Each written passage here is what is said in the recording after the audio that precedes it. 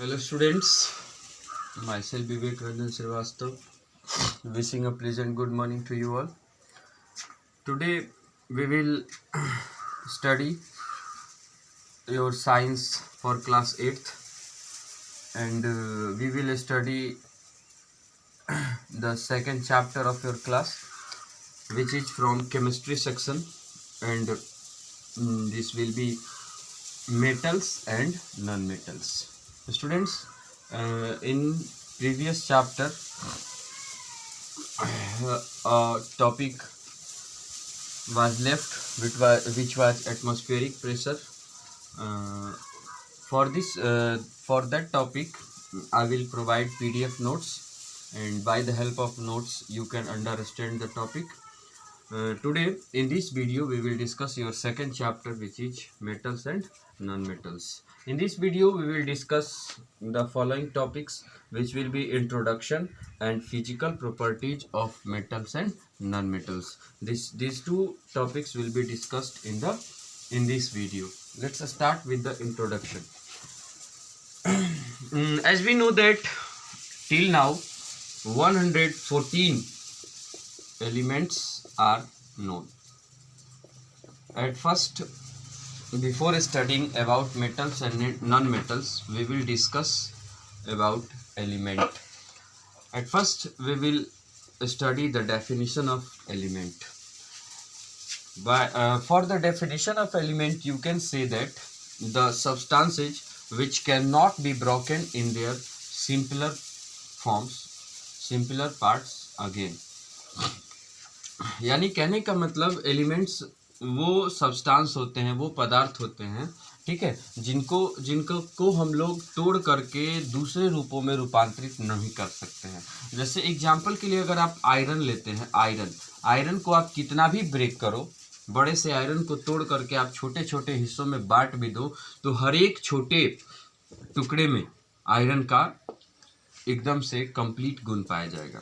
यानी अगर हम आयरन को तोड़ते हैं तो आयरन को तोड़ते हुए हमको ये महसूस होगा कि आयरन जितना पहले बड़ा था उसी रूप में अब छोटा छोटा आयरन बटा हुआ है. यानी आयरन को आप जितना भी तोड़ लो उसके हर एक एटम्स में, ठीक है, आयरन का वही गुण पाया जाएगा जो बड़े से आयरन में पाया जाता था. ठीक है, तो इस एग्जाम्पल से हम लोगों ने समझा कि एलिमेंट्स वैसे सब्सटेंस होते हैं, ठीक है, जिनको हम लोग दूसरे सिंपलर पार्ट्स में नहीं तोड़ सकते.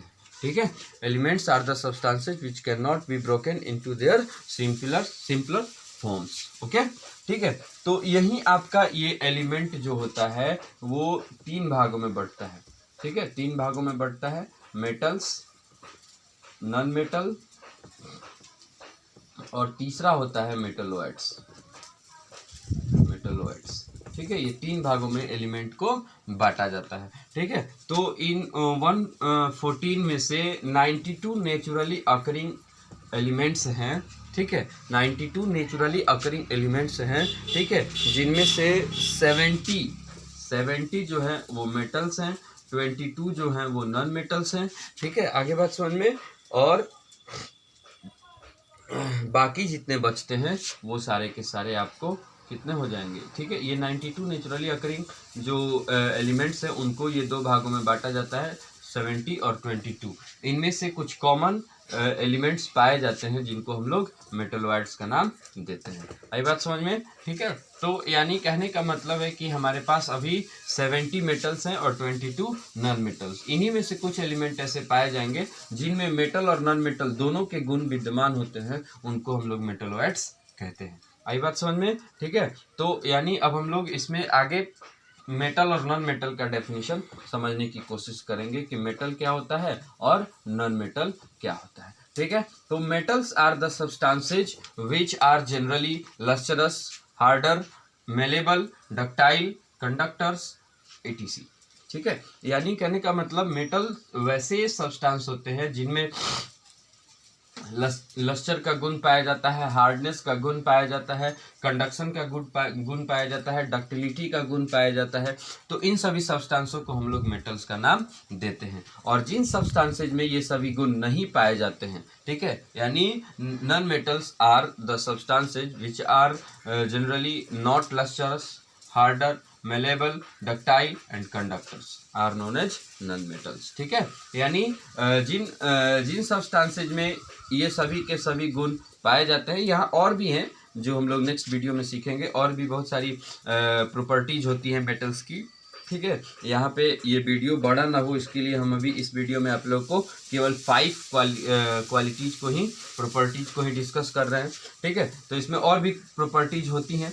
ठीक, तो मेटल्स में ये जनरली सभी की सभी प्रॉपर्टीज पाई जाती हैं, जबकि नॉन मेटल्स में नहीं। ठीक है, तो इंट्रोडक्शन में आप लोगों ने समझा कि एलिमेंट क्या होता है। एलिमेंट वैसे सब्सटेंस होते हैं जिनको आप सिंपलर फॉर्म्स में नहीं तोड़ सकते हो, केमिकली नहीं तोड़ सकते हो। ठीक है, उसके बाद से फिजिकली भले आप तोड़ लीजिए, आयरन का फिजिकल जो रूप है, फिजिकल फॉर्म है, वो चेंज हो जाएगा। बड़े से आयरन को आप छोटे छोटे टुकड़ों में तोड़ सकते हैं, बट केमिकली आप इसको नहीं तोड़ सकते हैं। यानी कहने का मतलब कि एक बड़े से आयरन के हर एक एटम में जो गुण मिल रहा था, वो छोटे आयरन के टुकड़े में भी वही गुण मिलेगा, वही प्रॉपर्टी मिलेगा। आई बात समझ में? उसको एलिमेंट कहते हैं। एलिमेंट को हम लोग 3 भागों में बांटते हैं, मेटल, नॉन मेटल और मेटलॉइड्स। तो मेटल्स वैसे सब्सटेंस होते हैं जिनमें ये सभी की सभी प्रॉपर्टी पाई जाती हैं जनरली। नॉन मेटल्स वैसे होते हैं जिनमें ये गुण नहीं पाए जाते हैं, और मेटलॉइड्स जिनमें मेटल और नॉन मेटल दोनों के, ठीक है, कॉम्प्लेक्स गुण मिलते हैं, उनको हम लोग मेटलॉइड्स कहते हैं। ठीक है, तो अब इस चैप्टर का नेक्स्ट टॉपिक हमारा होगा physical properties of metals and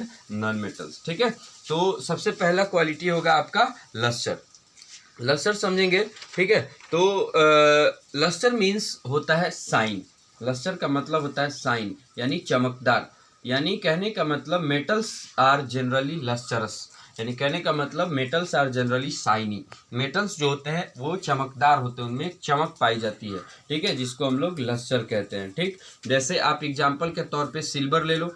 silver, gold, ये सभी मेटल्स हैं जिनमें लस्टरस का गुण पाया जाता है। ठीक है, और कुछ नॉन मेटल का भी एग्जांपल ले ले। नॉन मेटल्स के बारे में हम कैसे कह सकते हैं कि non metals are generally not lustrous, यानी नॉन मेटल्स में चमक नहीं पाई जाती है। जैसे आप कार्बन देख लीजिए, सल्फर देख लीजिए, ये सभी, इनमें चमक नाम की कोई चीज नहीं होती है। ठीक है, तो हम कह सकते हैं कि metals are for the physical properties of metals that they are lustrous, and for the physical property of the non metals they are not lustrous. Okay, और इसका एक एग्जाम्पल है आयोडीन। आयोडीन एक नॉन मेटल है।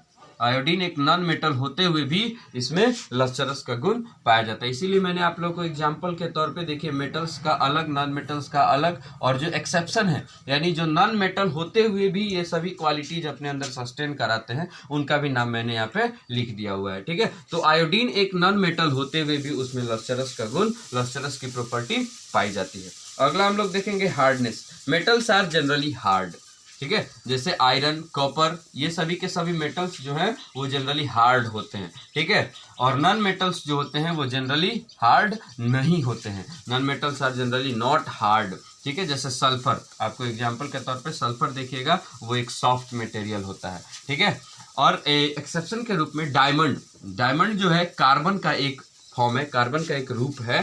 ठीक है, तो carbon का क्या है? कार्बन आपका नॉन मेटल है। ठीक है, तो जब कार्बन नॉन मेटल है तो डायमंड भी नॉन मेटल है। तो डायमंड नॉन मेटल होते हुए भी, ठीक है, इस यूनिवर्स का सबसे हार्डेस्ट एलिमेंट है। ठीक है, तो ये एक्सेप्शन हो गया आपको, यानी डायमंड एक नॉन मेटल है, और नॉन मेटल होते हुए भी यह एक क्या है? हार्डर एलिमेंट है, हार्डेस्ट एलिमेंट है। ठीक है, अगली क्वालिटी हम लोग देखेंगे मेलिबिलिटी। मेलिबिलिटी का मतलब होता है कि जो चोट बर्दाश्त कर सके। ठीक है, यानी जिसपे हम लोग हैमर से प्रहार कर सके। हैमर से प्रहार करने पर वो बिखरे नहीं, टूटे नहीं, ठीक, अपने दूसरे फॉर्म में नहीं जाए, उसको हम लोग मेलिबिलिटी कहते हैं। ठीक है, तो मेटल्स आर जनरली मेलेबल, जैसे आयरन, एल्यूमिनियम, इनको हम लोग हैमर से पीट पीट करके जैसा शेप देना चाहे वैसा शेप दे सकते हैं। ठीक, तो आयरन और aluminiums are malleable. Non metals are not malleable. Coal, lead, इन सबको आप तोड़िए तो ये सभी टूट जाते हैं, टूट के बिखर जाते हैं। ये टूटने के बाद किसी एक फिक्स शेप में नहीं जा सकते हैं। और पेंसिल लीड जो है नॉन मेटल होता हुआ भी आपको मेलेबिलिटी का गुण सस्टेन कराता है, यानी इसको हैमर से प्रहार करके आप एक शेप में इसको बांट सकते हैं, शेप दे सकते हैं, ठीक है। डक्टिलिटी का मतलब होता है कि जिसको पीट करके थीनर शीट्स में बदला जा सके, पतले चादरों में बदला जा सके। जैसे आप बहुत सारी चीज लोहे की बनी हुई बहुत सी चीजों को देखते हैं जो लोहे की पतली चादरों से बनी हुई होती है, ठीक है। तो डक्टिलिटी का मतलब होता है the property by which in which substances are changed into the thinner sheets, ठीक है। जैसे एल्यूमिनियम का पतला शीट बनाया जा सकता है, कॉपर का शीट बनाया जाता है, ठीक है। Non metals are generally not ductile, जैसे कोल वुड, इनको आप पीटिए तो ये शीट में नहीं बदलेंगे, टूट करके छोटे छोटे टुकड़ों में बढ़ जाएंगे। यानी कहने का मतलब metals are generally ductile while non metals are generally not ductile, ठीक है। आई बात समझिए, इसमें कोई एक्सेप्शन नहीं होता है। अगला है conduction. Metals are generally conductors of heat and electricity. Metals जो होते हैं वो हीट और इलेक्ट्रिसिटी के कंडक्टर्स होते हैं। जैसे सिल्वर सबसे अच्छा कंडक्टर होता है, कॉपर, एल्यूमिनियम, ये सभी के सभी हीट और इलेक्ट्रिसिटी के कंडक्टर्स होते हैं, ठीक है। और कोल, सल्फर, ये सभी हीट और इलेक्ट्रिसिटी के कंडक्टर्स नहीं होते हैं। यानी non metals are generally insulators, ठीक है, of heat and electricity. Graphite एक नॉन मेटल है। ग्रेफाइट ये भी कार्बन का एक फॉर्म है, कार्बन का एक फॉर्म है, तो ये आपको नॉन मेटल है। और नॉन मेटल होते हुए भी graphite is the best conductor of heat and electricity. Okay, तो इस वीडियो में हम लोग इतना ही देखेंगे। अगले वीडियो में इसका और भी जो प्रॉपर्टीज होती है, फिजिकल प्रॉपर्टीज मेटल्स और नॉन मेटल्स की, उनको देखेंगे। Okay, thank you very much.